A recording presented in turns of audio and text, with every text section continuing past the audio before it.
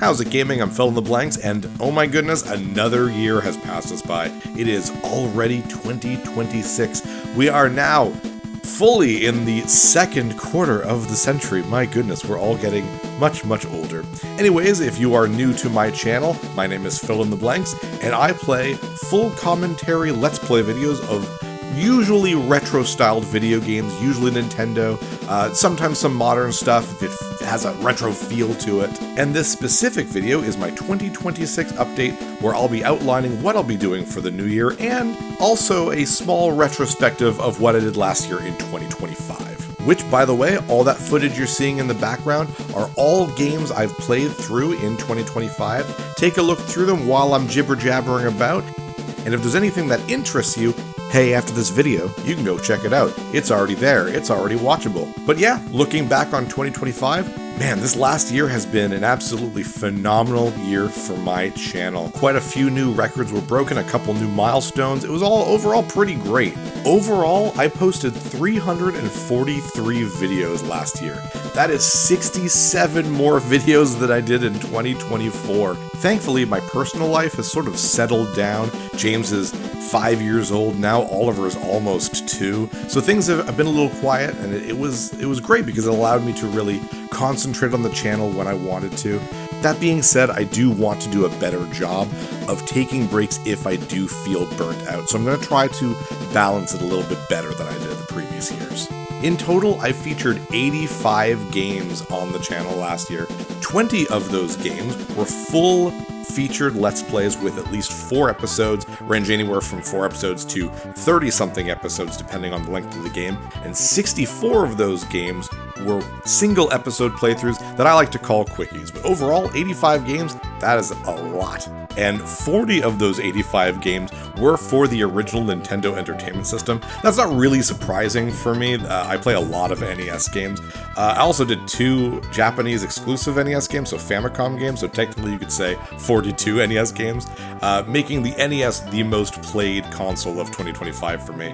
The runner-up was the Super Nintendo with 12 games overall, so man, the NES just rocked last year for me. Though it is a little unfair, I did do a series called the Black Box Files, which was 30 NES games kind of in a series, so it kind of skewed the numbers a bit.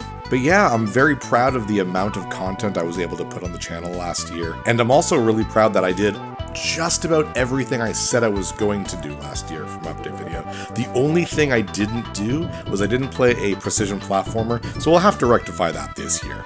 Another thing I'm really proud of is that early in 2025, I finally hit 1,000 subscribers, and I don't know if that did anything to the YouTube algorithm or something, but since then, my rate of new subscribers has more than doubled, so that's fantastic. I'm really happy about that. I think last year's selection of games also really helped in drawing new people, because we played a lot of amazing games last year. We played Secret of Mana, Wario Land 2, Mario Party, which was way more popular than I thought it was going to be. I thought that was going to be one of those games where people were going to be like, I don't want to watch Phil play a board game by himself. We played Punch-Out for the Wii, we played Ocarina of Time, Illusion of Gaia, Kirby Nightmare in Dreamland, Paper Mario, and that's just a few of the incredible games I played last year on the channel. And we're not stopping, so let's move on to 2026. And if you're the type of person who really needs to know what's going to happen next, I really urge you to visit my Patreon page. Every month, or almost every month, I do forget sometimes, but near the beginning of the month, I like to put a post detailing what I'm going to be playing for that following month. So go and visit my Patreon. It doesn't cost any money to view those updates, though if you do want to support the channel, there are rewards for people who wish to donate. So 2026, it's obvious to say, but we're going to be playing a lot of sequels to the games we've already been playing, and you probably saw a few of those on the thumbnail to this video. Games like Kirby and the Amazing Mirror, Mario Party 2, the PSP version of Final Fantasy 2, and even Mega Man X7. Yes, we finally made it there. I always like to have some sort of long-form project going on, and last year we did the Black Box Files, where I did an episode of all 30 of the North American Black Box titles for the NES. This time, we're going to be covering a console's entire library.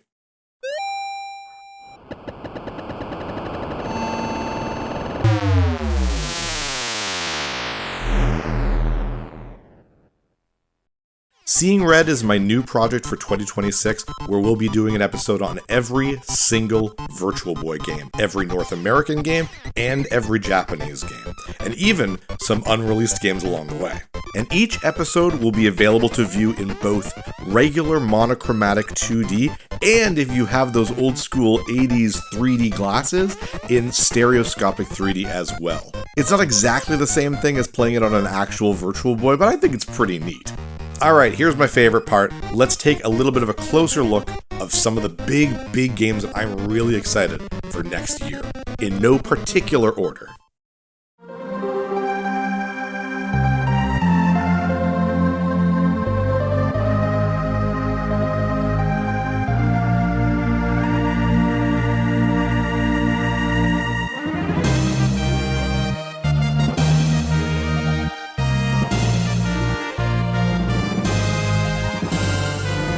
We are finally completing the Quintet trilogy.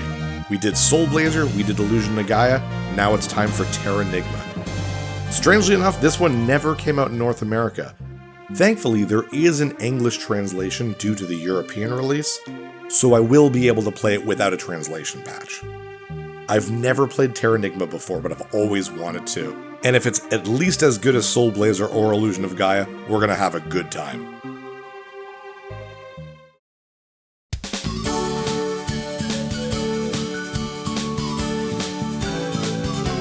One of the things I've noticed throughout the years is that I don't give the original PlayStation nearly enough love, and there are a lot of really fun games that I've never played before.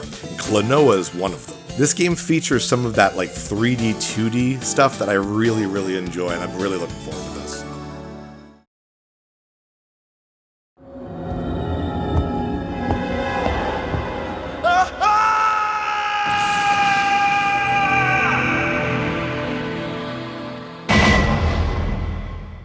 Continuing with the theme of a game I've never played before, no, I have never played the original Resident Evil. It might be considered really campy nowadays with that awful voice acting, but to me that's a lot of the charm. I think we're gonna have a lot of fun with this.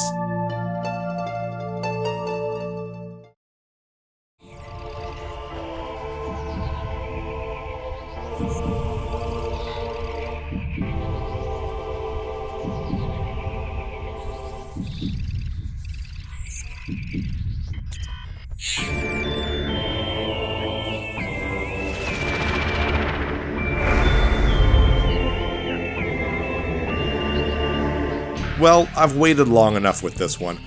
I was really hoping that Nintendo was smart enough to release a Metroid Prime 2 remastered, but I guess they didn't. A couple years ago we played Metroid Prime 1 remastered and it was fantastic, and Metroid Prime 4 is already out, and I don't want to be playing catch-up anymore. It might not be a remaster, but it is a masterpiece.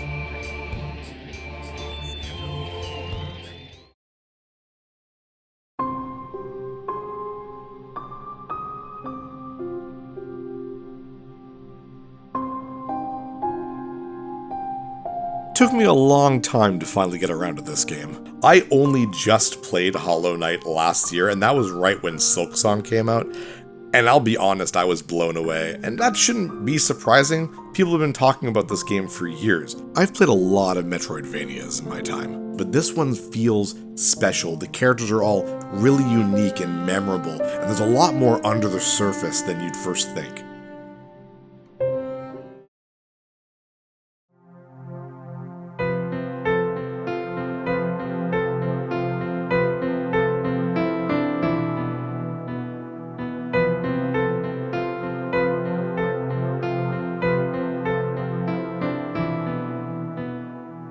One of the most different and most beloved Zelda games, Majora's Mask was created in less than a year after Ocarina of Time, and despite that small development time, there is no loss of quality here. This is such a unique and atmospheric Zelda game, and it really set itself apart from every other game in the series. Just like Ocarina of Time, this is going to be a full 100% walkthrough. Can't wait.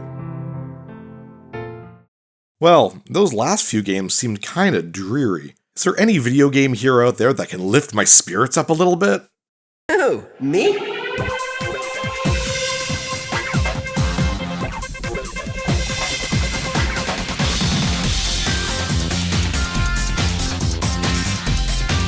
Beautiful Joe is sort of a cross between a platformer and a beat-em-up.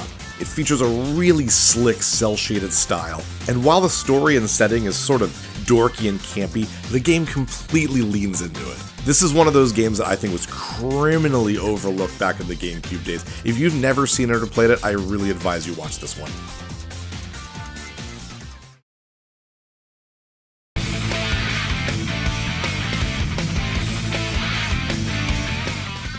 Gotta love the classic butt rock. Sonic Adventure marks the Hedgehog's first real 3D game, and really showed the power of the Sega Dreamcast. Featuring an intertwined story with a bunch of playable characters, Sonic Adventure is definitely one of the better 3D Sonic games.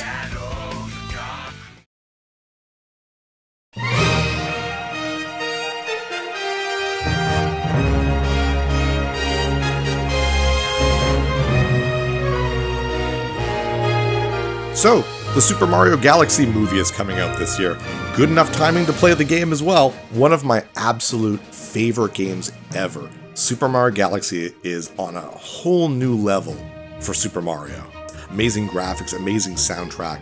There are very few games that have as many ideas and concepts that this game kind of shoves together in one amazing little package. So as you can see, a lot of really great games this year. But the most pressing question is, what am I playing next? I have thus far featured 398 games since I've started Let's Playing. So tomorrow, it's my birthday. I always like to just play a really quick little game for my birthday, and that'll be game 399. But game 400 needs to be special. And I made a promise a couple years ago that when I hit 1,000 subscribers, I would play this specific game, and it is finally time.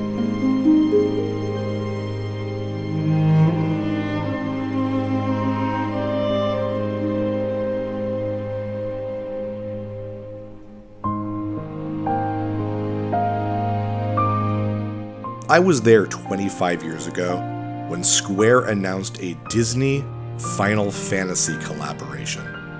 And honestly, I thought that was one of the weirdest ideas I'd ever heard. I had no idea that it was going to spawn such a massive franchise. And while not every single game in this franchise is gold, Kingdom Hearts 1 is special. We'll specifically be playing the final mix version of the game. That way we can see the most content that this game has to offer. Anyways, that's all from me today. Make sure to subscribe so you can keep up with what I'm playing. There's bound to be at least 1 or 2 games that you'll find interesting. So tell me in the comments below what game I'm playing for 2026 that you are the most excited for. And with that, Happy New Year's everyone. I'm Phil in the Blanks. See you next level.